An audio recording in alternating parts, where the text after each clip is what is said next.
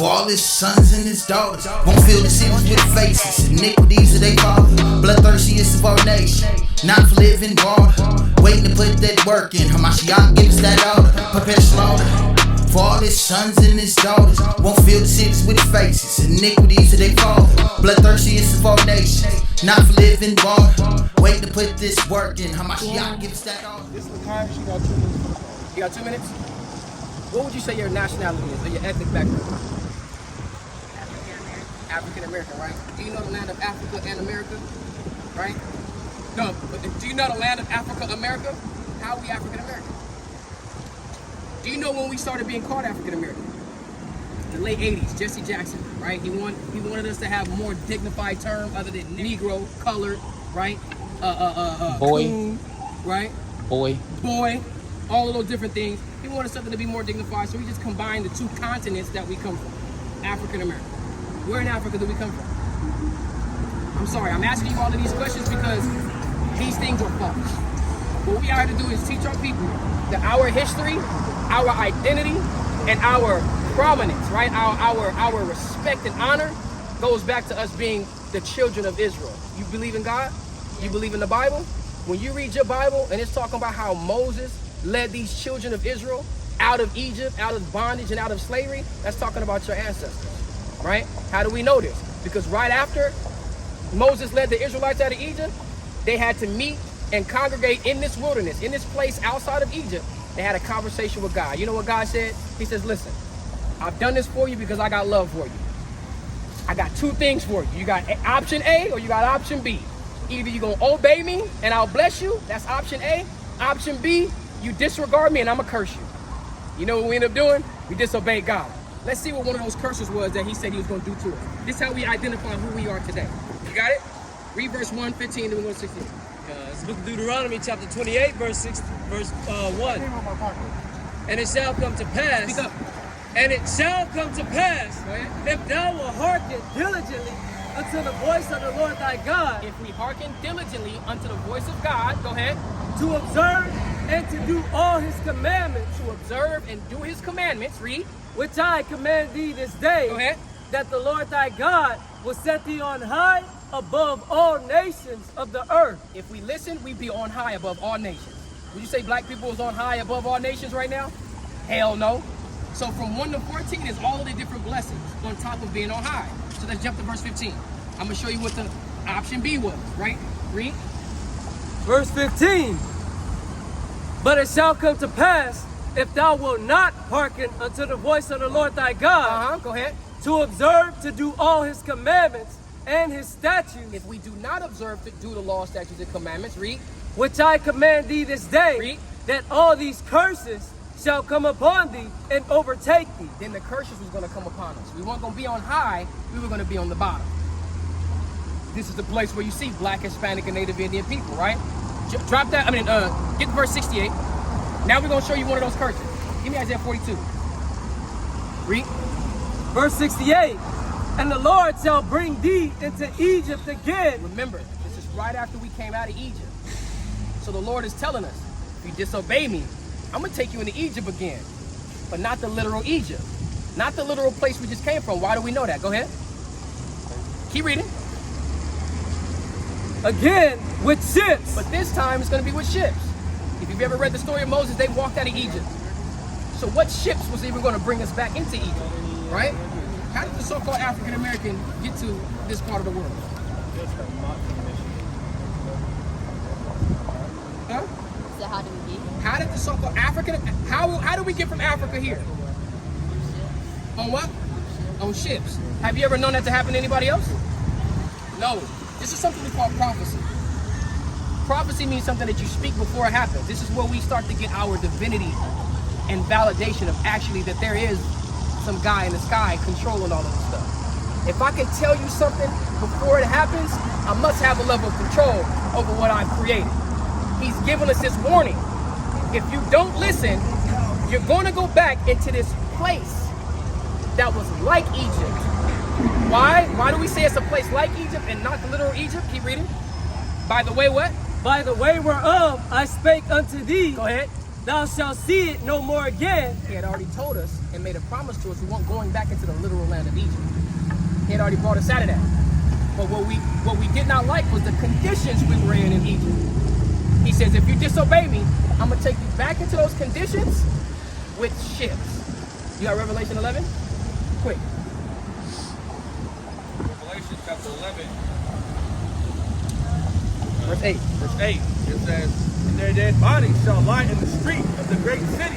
It says the dead bodies of the children of Israel will lie in the great city, in the streets of the great city, right? Go ahead. Which spiritually, Which has a spirit of what? it's called Sodom Of Sodom and what? and Egypt. It's captivity and bondage is always represented as what happened in Egypt, because that's our perspective.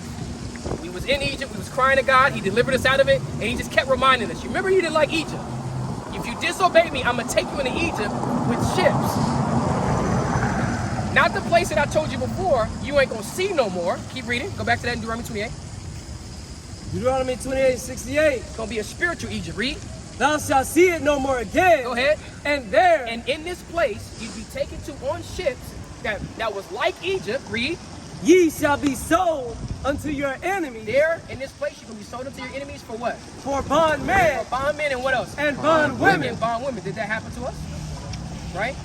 So the same people that went into slavery on ships, sold as slaves, finish it out. And no man shall buy you. And when you get into that word buy in the original language, it means to redeem. Meaning nobody was going to come and gather us and get us up out of it. Because you know who our Redeemer is? Who the world calls Jesus Christ. See what I'm saying? We were put in certain positions, and God left us there until we corrected ourselves. And then upon us correcting ourselves, he's going to send somebody like Jesus to come and redeem us. So the people that was taken into slavery on ships, sold for bondmen and bondwomen, and we're still here, means nobody came and redeemed us, are the people that you read about in this book. Same thing happened to me and you.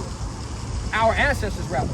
But guess what? It also happened to the so-called Hispanic and Native Indians. They weren't brought from Africa to America. They were taken from America. When our enslavers got here, they seen them, loaded them on the boats, and took them across the country, or across the waters, rather, and enslaved them.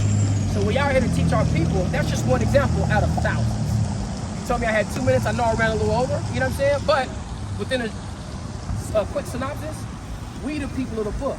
We're not African American. We're not Negro. We're not any of those things. One of those curses is that we will be called by many different names. We would discontinue from our heritage. We would discontinue from who we are.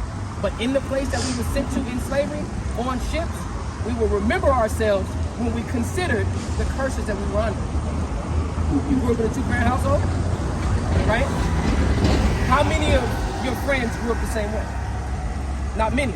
You're fortunate, right? Because that's usually the concept of how black households work. Not growing up in two-parent households, because there's always going to be a divide and an issue between a man and a woman, especially a black man and a black woman. You know the conversations. Oh, black men don't understand us. Black women ain't protecting us. Oh, black women ain't submissive and they won't listen. It's that constant divide, it's that constant conversation, and we're always going to be split. That's the curse of God. We can't even come together and be cohesive to then build better families, better community, which makes a better nation. All of these things is what we feel like are important, that's going to contribute to our liberation and our unity, right? And we start here with the book that we've had our whole life. Not under the guise of Christianity or organized religion, but recognizing that this is our history book. Something that our enslaver took, manipulated, and spoon-fed it to us in a way so that we wouldn't realize who we are, we would never rise to our greatness, and we would never recognize what they deserve, which is judgment. You understand? What was your name again? Lakaya. I'm Taz. Nice to meet you. How old are you? How old am I? 18. This is some great information to get at the age of 18, because it's going to put so many things in perspective as you now move through life, and you're not going to suffer so much as our people do from an identity crisis. Now our people are trying to find their identity so much, women are trying to find identity in being a man. A man is trying to find identity in being a woman. You wanna know why? Because so much things have been stripped from us. We've been left bare. The Bible likens our condition unto an open sore or an open wound that has not been treated or closed up. If you slice yourself and it's a deep, nasty gash and you don't treat it, what's gonna happen to it? It's gonna get infected. Us as a people, we're like an open wound that has been infected. And that all of the infection is so many different philosophies and ways for us to try to get out of this pain and this issue. instead of just looking to the God that put us in it because we disobeyed. Understanding that flow of things, this is how we get out of it, right? So recognize if your father's African American, all right? More than likely, you're an Israelite, more than likely from the tribe of Judah. Is there any type of Caribbean, any type of Haitian background? So yeah, you're an Israelite from the tribe of Judah. It's the same tribe that Christ came from, right? I'm from the tribe of Judah too. You know, we got some Benjamites and some Levites out here right now, but we ain't gonna worry about that, right? We from the tribe of Judah. And you understand that it's a blessing and it's a renowned thing. You take that and you wear it with a level of honor. You carry yourself in a certain way. You carry yourself with a level of respect and a level of dignity, and you demand that somebody reciprocate the same. That's literally what our laws that we broke, that's what they based off of. The way that I'm gonna care and treat for myself, and the way I'm gonna care and treat for, what was your name again? Lakai. I was about to call you Kanai. Lakai. Got you. So check out the information. You know, we got IG and everything on there. Check us out, follow us. And you stay in San Diego? If you ever walk by, you family now. Check us out, you know, get some of the spiritual word, and then, you know, go on about your day. We appreciate you for listening. All right, with that, we give all honor, glory, and praise to the Most High God, now Yahweh. We do so in the name of His only begotten Son, of Mashiach Yahweh Shai. Say, Kwame Yasharala. For all his sons and his daughters won't fill the cities with faces. Iniquities of they father, bloodthirstiest of our nation. Not for living water, waiting to put that work in. Hamashiach gives that order, prepare slaughter. For all his sons and his daughters won't fill the cities with faces. Iniquities of they father, bloodthirstiest of our nation. Not for living water, waiting to put this work in. Hamashiach gives that order.